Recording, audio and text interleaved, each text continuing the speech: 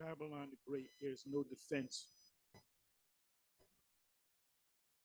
There's no defense against the chief prince, which is Russia.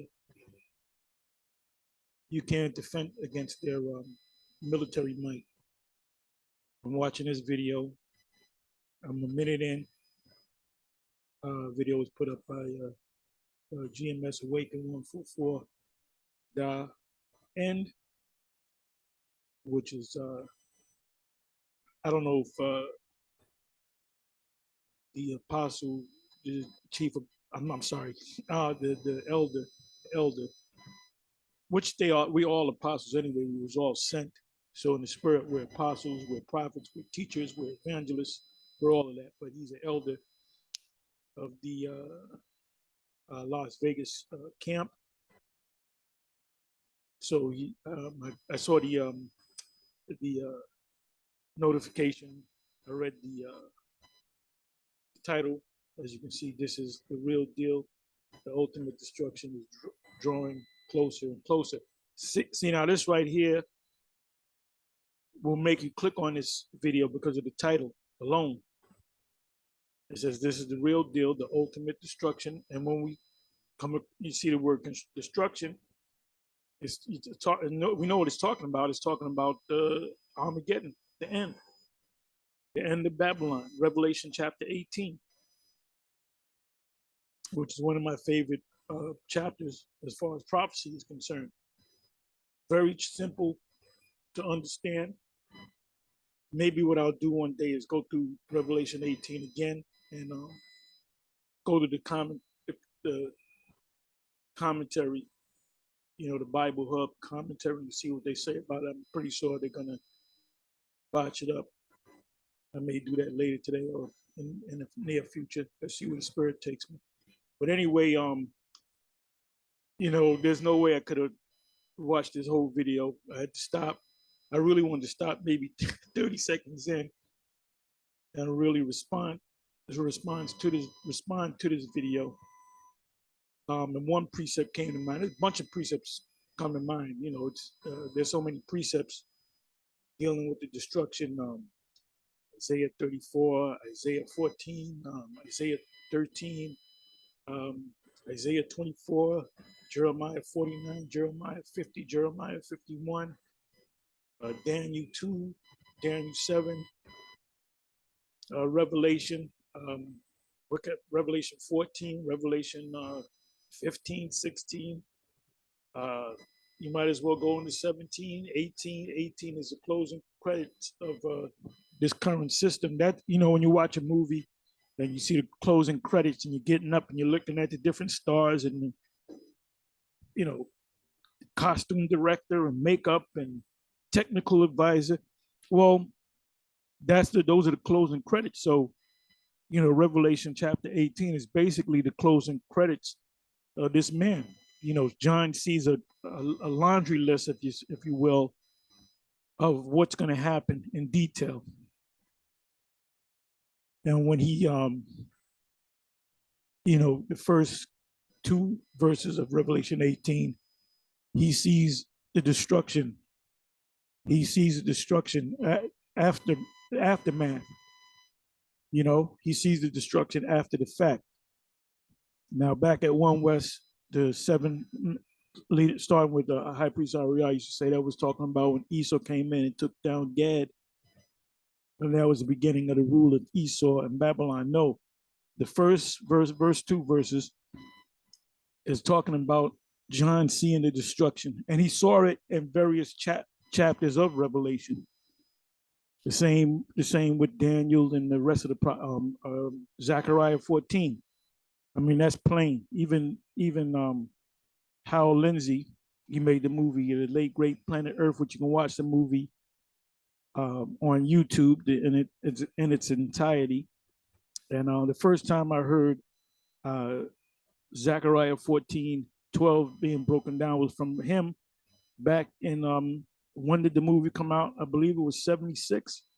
So I was a kid. I was still in high school. I was a kid. And me and my friend, we was always in the. I was always been in the scriptures. Always been in the scriptures, even as a child. Apostle Gabar will tell you that he's always been in the scriptures.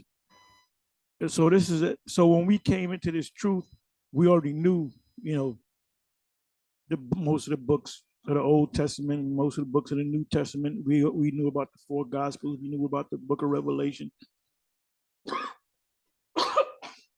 Excuse me.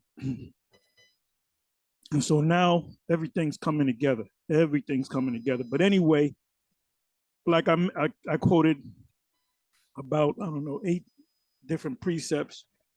I'm not going to go into them. I may go into a couple of them, but one precept, the first precept that came to mind, because when you watch this from CNN, obviously, it says Putin claims new missile can avoid U.S. detection system. And that's the supersonic missile system. I don't know if this is the same missile that's Satan II, but they do have a missile. If this is not also called Satan II, but they do have a missile called Satan II. So if they got a Satan II, they obviously have a Satan I. You have another missile called Moab.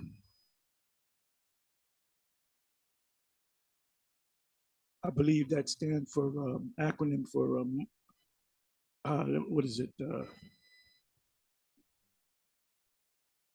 Mother of all bombs or something like that.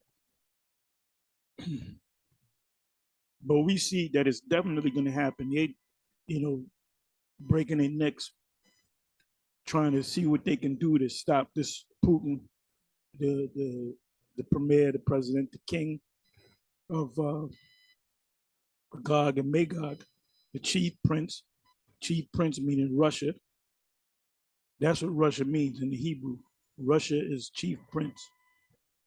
Look it up. Go into the Hebrew. Chief prince translates into the Hebrew as Russia, Ra'ash Shah, Russia. So he's doing it because the Most High put the spirit on him to do it. He couldn't turn back if he wanted to. Did the Most High say? Did the Father say he's gonna put a hook in their jaws or in his jaw and turn them back? Merely paraphrasing. He said they're gonna put a hook in their jaw. Let me go get that real quick. Right here. Let me just put in hook. I know it's in Jeremiah.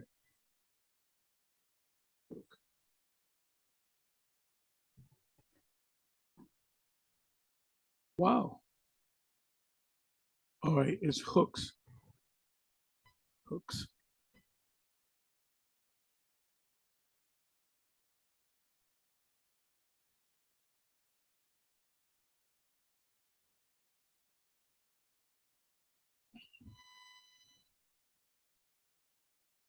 Oh, I'm sorry. It's in Ezekiel. I'm sorry.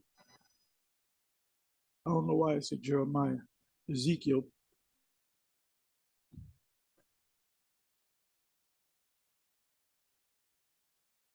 It's right here. This is what I want. Ezekiel 38, verse 4. And I will put, matter of fact, let me do this. Prophecy about Gog. And Gog is the land of Russia. Is also known as the land of the Medes, which the land of the Medes is south of Russia. And future invasion of Israel, because Israel is going to be totally annihilated along with Babylon the Great. And the word of Yahweh came unto me, saying, Son of man, set thy face against Gog, the land of Magog. Magog is from Gog, the chief prince. When you look that word up, chief prince, in the Hebrew, that's Russia. And I went through this before.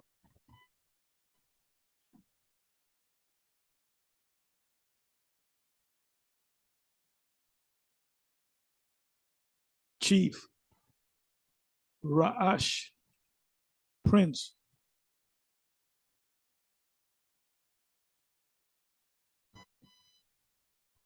The root is supposed to be Shaw. They got all this other nonsense here. Nasha'a. It's actually Shaw.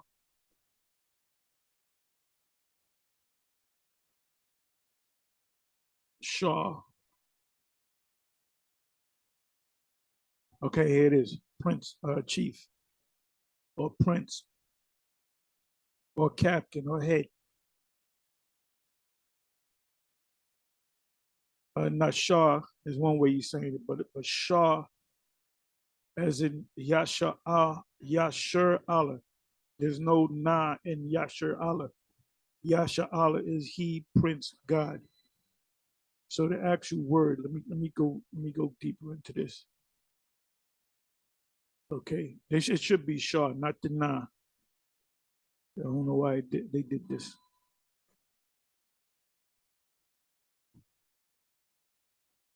Let's come back.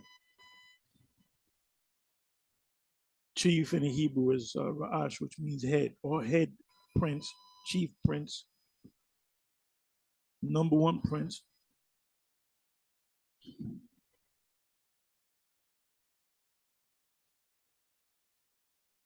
Second verse, son of man, set thy face against Gog the chief, the land of Magog, the chief prince of Meshech and Tubal, and prophesy against it, and say, thus saith Yahweh, behold, I am against thee, O God. And the Most High is against Gog and or Magog, Russia, but the Most High is going to use one entity to destroy another entity. So he hates both of them because they both go back to Esau, the Edomites, the chief prince of Meshech and Tubal. And if you look up Meshech and Tubal on a biblical map, and you look at geographically on a modern day map, you know what that's talking about. That's talking about the area of you got Turkey, Germany, you got that area right there. And I believe Meshech is currently where Turkey is. And I will turn thee back. So, like I said, Putin, if he wanted to, he couldn't turn back because the Most High is making him do what he does, what he's doing, and put hooks into thy jaws. That's manipulating your body. You fighting a guy. If somebody put hooks like the fingers in your jaws, you're gonna go with it in order for you not to get injured. And I will bring thee forth. So the Most High is controlling the mind of Putin and all the army, thine army. Now you have China that's allied with Russia. You're talking about over 1 billion people in China, and how many millions, hundreds of millions of people in Russia, who's and all thy army horses, modern horses and horsemen, all of them clothed with all sorts of armor, even a great company with bucklers and shields, all of them handling swords. And the modern day sword, as we know, is the ICBM, the Satan 1, Satan 2, Moab, the supersonic missile system, Persia, Ethiopia, and Libya. This is part of the Great Levant with them all of them with shields and helmets. Gomar and all, look up Gomar. And that's near Togomar, that's by where Europe is. Because you got NATO nations that are next door neighbors to Ukraine, like Poland, it touches the borderline of the Ukraine, and Ukraine touches the borderline of Russia. So we're talking about that region, but something's going to be led down into the Middle East, down into the Fertile Crescent, the Levant, as they call it, of the North Quarters, and all his bands and many people with thee. And then Israel's going to be involved. That's why it says here, in the latter days. So who's over there in the land of Israel? The small hats, but you got I don't know how many hundreds of thousands of Israelites. You got like 4 or 5 generations of Israelites that are down there. So you got some people from New York that came into this to the fact that they were Israelites here in America, and they communicate with the people, the Israelites over there. And you got some of them that have moved, like you got the individual by the name of the Mighty Hebrew. He went out there and been communicating with him so much he lives out there. He's out there in Africa and Israel back and forth. He may come back out here, you know. So, you know, this is hey, we're all of ultimately all these different Israelite groups, Old Testament, New Testament, whatever, they're all going to be in the kingdom anyway. And there's going to be one truth. There's going to be one way. Okay, so this is the main precept that I wanted to go to because they were talking about whether they had defenses. They said we do not have defense. When you go back to that video, it says we do not have a defense, but we're working on a defense. We're putting so many. Let me see if I can find where the video at.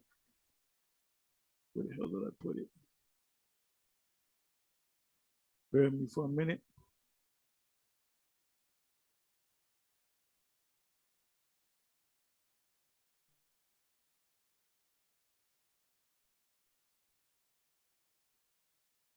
See, that's how this. Where the hell is it? Okay, here it is, right here. As you can see, this is the real deal. The ultimate destruction is. Now, in this video right here, let me open it up. In that first minute and 5 seconds, they basically say, these military experts, they basically say we do not have a defense for the supersonic missile system. We do not have a defense, but they're putting in billions of dollars to create a defense. So they're playing a game of catch up. They're fighting against time. They're running against time, and time is running out. But they do have time because before this actually happened, before the chief prince of Meshach and Tubal shoots off their arrows, there's something that's got to happen before that, and it's the charagma, the MOTB, and which we here at Great Millstone been talking about. We always speak about the MOTB. So when it actually comes out, everybody's eyes in Israel, they're going to look to the GMS, and they're going to say, GMS got to be the true men of the Lord, because they've been saying it and they haven't stopped. We've been saying it and putting up videos ad nauseum. That's a legalese term. Ad nauseum meaning until you're nauseated by it. Oh, another video about the MOTB. Come on, y'all. It's noise. We making it nauseating. Please forgive me. Nauseum. How do you say that in? Anyway, I messed up on that. Please forgive me. But it's to the point of nauseum. So when it actually comes, everybody's eyes are going to look to Great Millstone from the leadership on down. And this is easy work. The Most High made it easy for us. All we have to do is push his word. Eat the road, Ezekiel 3, starting from the first verse, first couple of verses.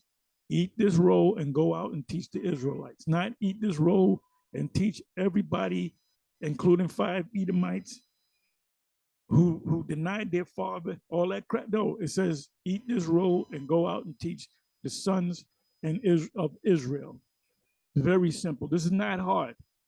And what does it mean to eat the roll? Meaning digest this whole word, get the understanding, study to show thyself approved, rightly dividing the word of truth. Malachi 3:16, to be able to discern between the good and the evil, the good and the bad. And there was a book given unto them, the little book, Revelation 10, that was given to John. We have that little book. And what's amazing is we have the book on the web. We have the book in your smartphones. So a lot of times you see us not open a book. We might be looking for a certain precept and we'll go into the red Bible. But basically, when we go into the scriptures, we pull out that smartphone and we go, and there's so many King James Bibles and other translations of Bibles. That's all that you can get the app on. There's even one, I have an app where you can actually click and you can hear the person read from, like you want to hear the whole chapter of Genesis chapter 1, you can hear it if you're driving. So there's no excuses. You want to, let me go back to David. Let me listen. I'm driving, whatever, I'm working or whatever. You can listen to that whole book. This is amazing. This is Daniel chapter 12. Knowledge shall increase, which technology shall increase. So everything is set in place for this man to go down. And he's going down hard. So let me give you one more precept, then I'm gonna close. I didn't say, I said I wasn't gonna make this long. Nahum.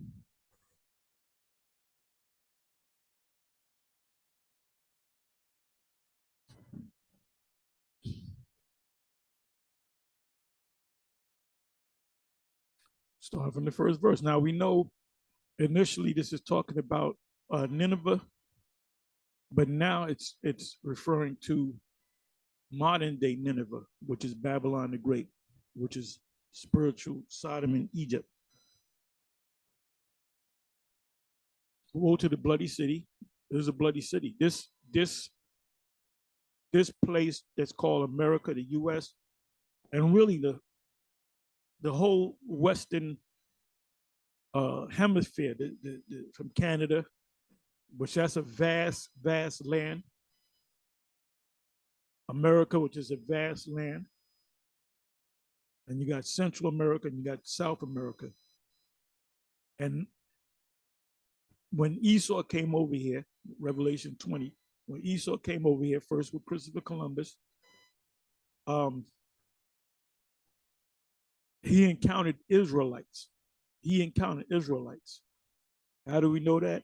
Well, one thing is he brought with him a man named not Trissino.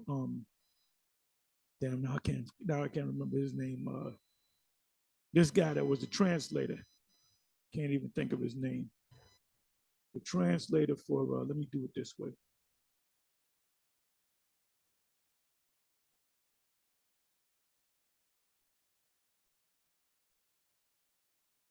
Not Delicasis. He was a witness.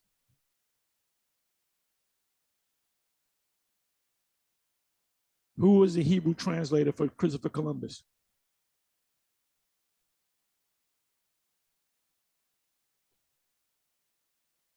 Let me do this. What the hell? Who was the Hebrew translator for Christopher Columbus?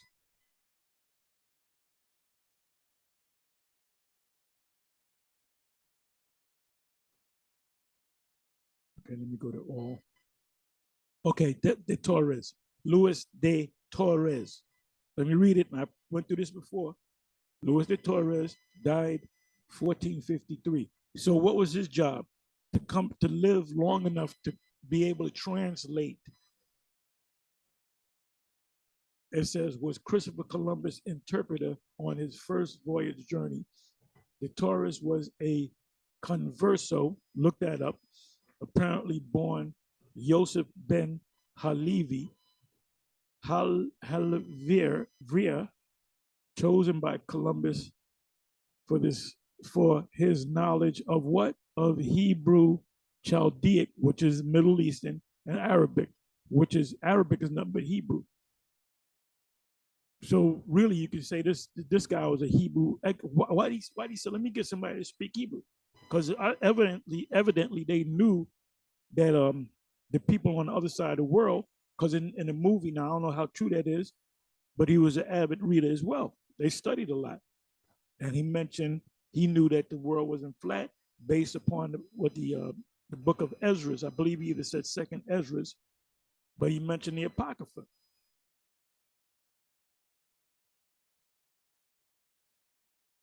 So the Apocrypha was around before King James version Apocrypha. Where you think King James got the Apocrypha from? It was already there. He just translated from the Hebrew. This is amazing, man. I mean, this evidence is overwhelming. So now let me come back over here. So woe to the bloody city. We know that this is the blood. This city was the very first act of Columbus and his crew. It was 3 ships, the Pinta, the Nina, and the Santa Maria. And then when they were bringing over slaves, the first real slave ships, where they brought Jake from Africa over here, they first went down to the Dominican Republic, Hispaniola, that island, which is cut in half. One half is Haitian, and the other half is the DR. And when they came over here, man, the first thing they did, like I said, they brought a lot of them Jakes from West Africa. The first places where they landed was in the Santo Domingo in Hispaniola. So a lot of these Dominicans are really Judah, maybe Benjamin, Levi. Well, you have Levi on the other side of the island. It says, woe to the bloody city. It is full of lies. This place is full of lies. Robbery. How'd they get this place? Through robbery. The prey departed not. And where to pray? We can't get out of here. The noise of a whip and the noise of the rattling of the horses and of the prancing horses and of the jumping chariots. Jumping chariots are your cars, your trucks, your trains, your planes.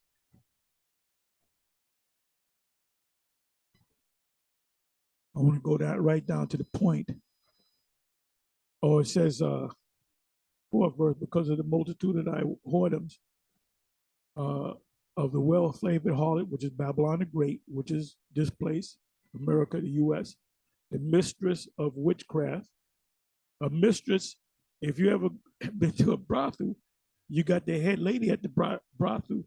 She's known as the mistress of witchcraft because their power is from the left-hand side. That selleth nations through her whoredoms and families through her, where everything she does, she can, the people of the leadership of this place, the elite, they always consult the left-hand side, the spirit, the left-hand side spirit. 5th verse, behold, I am against thee. And so the Most High is saying he's not only against Gog and Magog, he's against Babylon. He's against modern Nineveh. Behold, I am against thee, saith Yahweh of hosts, and I will discover thy skirts upon thy face. What does that mean? I'm going to show you your shame, show you that you're a bunch of hypocrites, show you that you're not this kind, benevolent people. And I will show the nations, oh, they're getting ready to come out with a movie on this brother, Emmett Till. And that's more, and then you got a lot of groups out there. You got one brother, he came up with the concept of the FBA, fundamentally Black Americans, foundational Black Americans, which is Tariq Nasheed. And he did a sit down with some other people on well, it should come out on YouTube. What's that? What's the name of that? It starts with an R. I can't even think of it. I was watching some of it because they pull a clip out. Revolt, I believe it is. Help me out, y'all. Help me out. So many things in my head. But he's calling for reparations. But true reparations is not just to get a check, but to get the checkbook with the pen and the person that's writing the check and all his people. Ultimately, reparation is to put them in slavery. Ultimately, is to put them in slavery. And that's why they come against us and they call us Black supremacists and this and hate group. No, we're a truth group. We're not going to take nobody, and anybody that did something good to me all my life, I'm not going to do any bad to them. If you do bad to me, bad is going to come back to you. So it's going to be justified. That's the word indignation, justifiable anger. So it's going to be justified that we put you in slavery because you put us in slavery.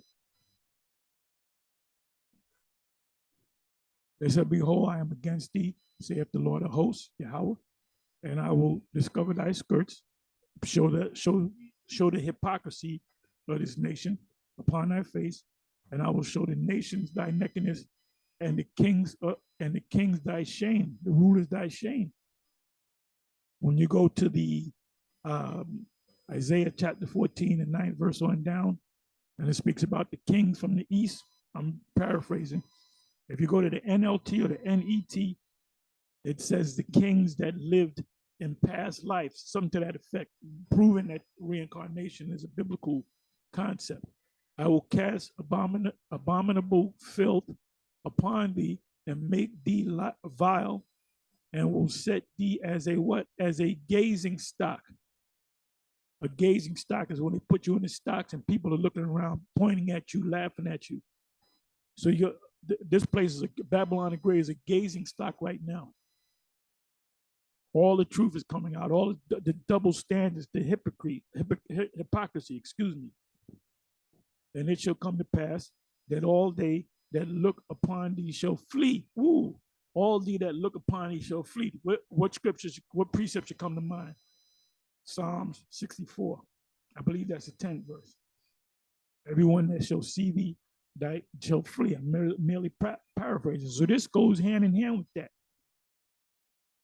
It says Nineveh, which is spiritual America, is laid waste and will bemoan her. Hence shall I seek comforters for thee, give thee balm, Jeremiah. But art thou better than populace? No. Let me go past this. I want to get to the root of the matter.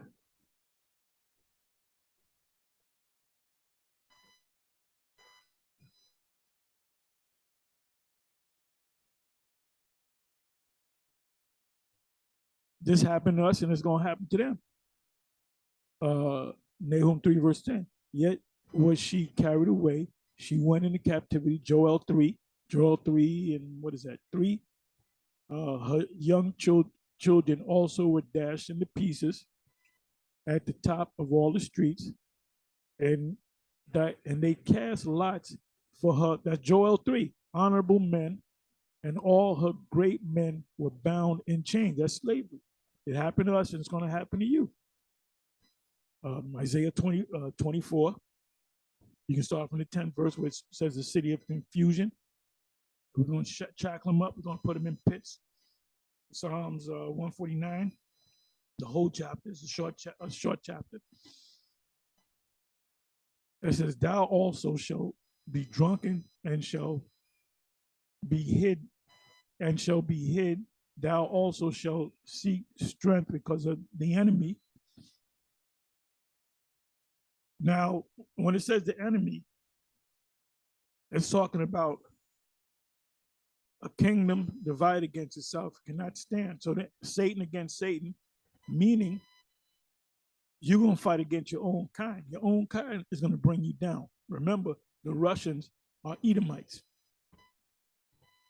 And your allies, the NATO and the EU nations, which are Edomites, are going to attack you. Revelation 17 and 12, on down. All thy strongholds, now that's your defense. That's your defense. Shall be like fig trees with the first figs. If they be shaken, they shall even fall into the mouth of the eater. So, if you go to the Middle East to a fig tree and you shake the tree, instead of climbing up the tree, risking breaking your neck, you shake the tree and the figs fall, or if there's a mighty wind, that's in Revelation 6, the figs come off of the tree. So when it says in the mouth of the eater, when the figs fall, you catch the figs in a basket and then you eat them. Behold, that's a natural candy, by the way. Behold, thy people in the midst of thee are women. Ain't nobody, look, if they set up a draft to go against the fight on the side of the people of Ukraine. Now you got American military guys that are missionaries because they love war. You get institutionalized in the war.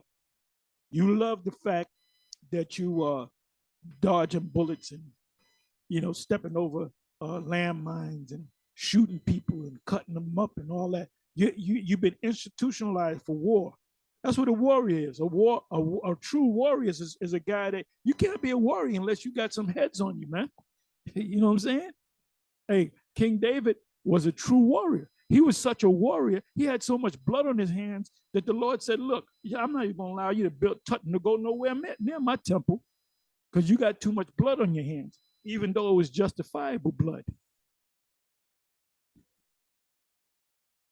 They're gonna, let's see what's gonna happen, but eventually they're gonna have to set up a draft.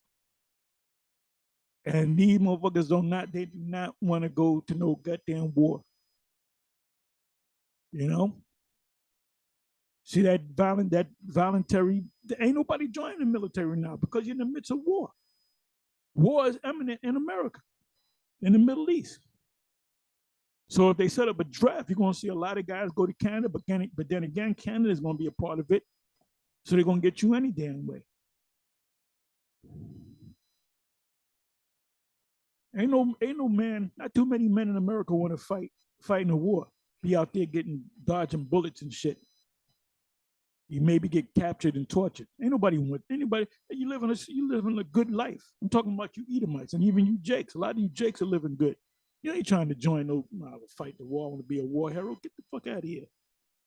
And if you're so-called lucky, which is not lucky, you may come back with a damn with your whole leg missing, or you might your face might be burnt up with fire and you're disfigured for life. Or you might have to get a metal plate in your head. You're gonna be fucked up.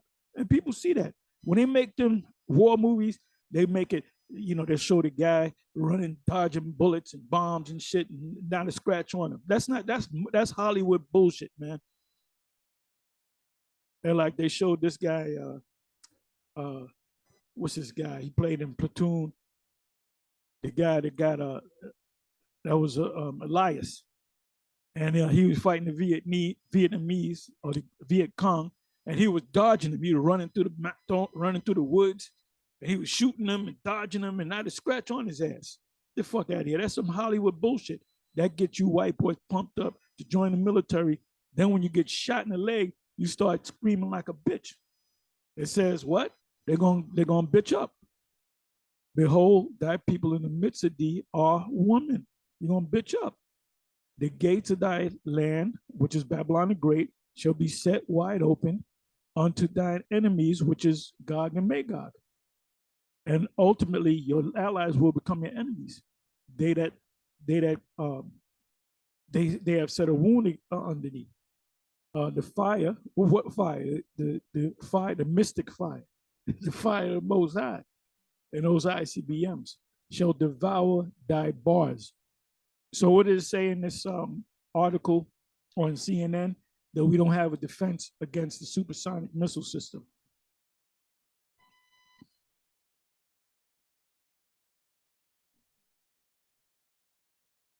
Let me jump down to the 15th verse. There shall the fire devour thee, the sword shall cut thee off. What sword? The ICBM missiles, the supersonic missile system. Moab, Satan 1, Satan 2. It shall eat thee up like the cankerworm. You ever see a cankerworm eat like a leaf? They move quick. They bite all into it, man. Make thyself many as the cankerworms. Make thyself many as the locust. Same thing with the locust. Just like the cankerworm. When locusts come, they eat the vegetation, the wheat or whatever. They eat it up quick, and they come by the millions in swarms.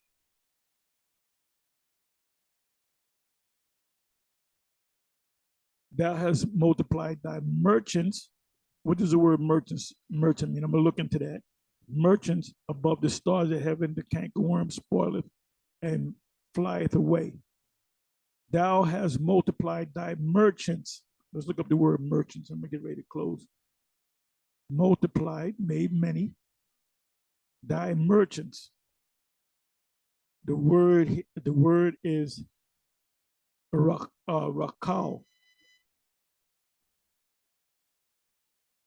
to go about, meaning dubious, trader, right? Trader, that's what I wanted. Trafficker, meaning business person or business, or trader, trade. What do they do in the stock market? They trade stocks, right? For money.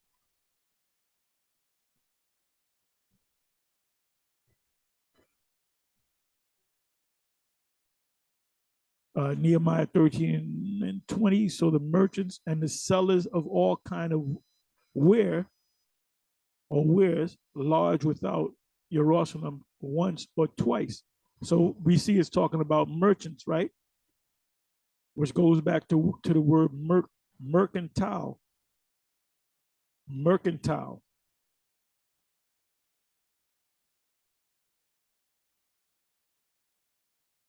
Rakal. And that's what's spoken about in Revelation 18. It speaks about how the merchants will be uh, devastated.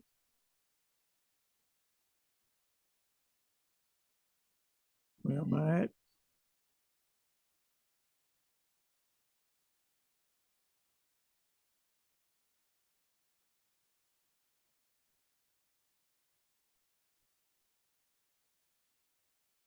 Right, the cankerworm spoileth and fleeth away just like the grasshopper, locust spoileth, and they get at it. You can't catch them. You can't put them on trial. Thy, thy crowned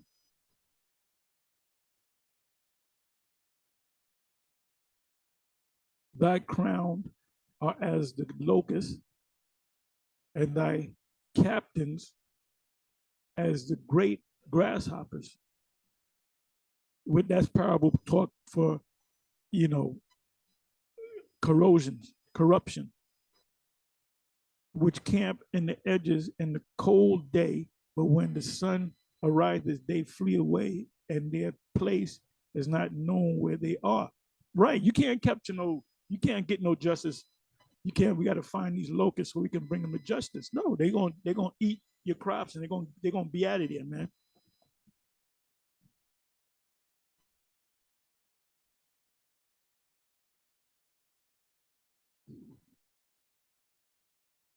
Let me read the last two verses and I'm close. Thy shepherds slumber, O king of Assyria. Thy nobles, thy captains, thy leaders, the Congress, the Senate, presidents, the Secretary of State, the Secretary of Defense, the Speaker of the House, the Supreme Court, shall dwell in the dust. Thy people are scattered upon the mountains, and no man gathereth them. And that goes into Ezekiel 39. When they have people appointed to dig up the dead bodies and bury the dead bodies and put a flag there. Here's a dead body over here. That's Ezekiel 39. There is no healing of thy bruise. That's also in either Jeremiah 50 or 51. Take balm. And your balm is your money. You throw money at the problem and the problem gets worse. The wound is grievous. All that here, the brute of thee shall clap the hands over thee. And we're gonna clap the hands over you. The angels, Proverbs 1, the Lord is gonna clap the hands, they're gonna laugh. For upon whom have not thy wickedness passed continually. So with that, I'm gonna say shalom.